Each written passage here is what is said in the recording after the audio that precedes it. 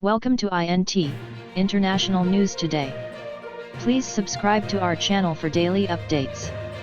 Against the backdrop of conflicts, post-pandemic shocks and climate change, Pakistan Monday called for generous political and economic support for the people living under foreign occupation like those in Palestine and Jammu and Kashmir.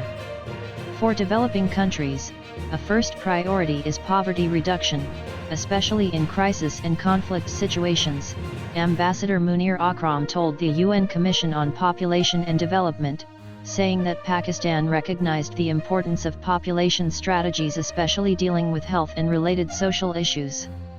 Emergency humanitarian and economic support is essential in situations such as in Afghanistan, as well as for the people of occupied Palestine and Jammu and Kashmir, the Pakistani envoy added.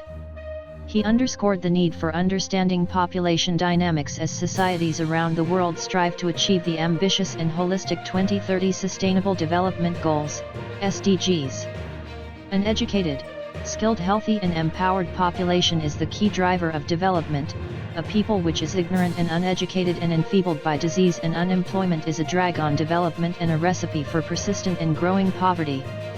The developing countries, he said, have been devastated in the last 2 years by the coronavirus pandemic and natural and man-made disasters, as well as price inflation in food, energy, and other essential commodities, requiring mobilization of adequate finance to respond to these multiple exogenous shocks to their economies and people.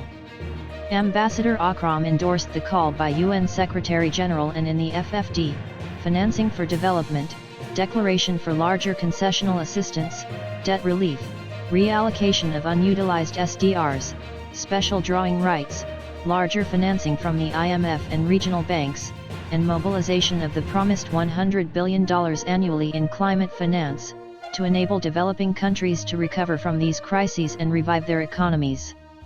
Apart from such emergency measures, the realization of the demographic dividend for the developing countries, and realization of the SDGs, requires comprehensive national and international policy actions including a priority focus on human development, with adequate spending on quality education and health, especially the empowerment of women and youth in development, adequate investment in sustainable infrastructure, energy, transportation, agriculture, housing, which can create jobs, ensure economic growth and lay the foundation for industrialization and sustained growth.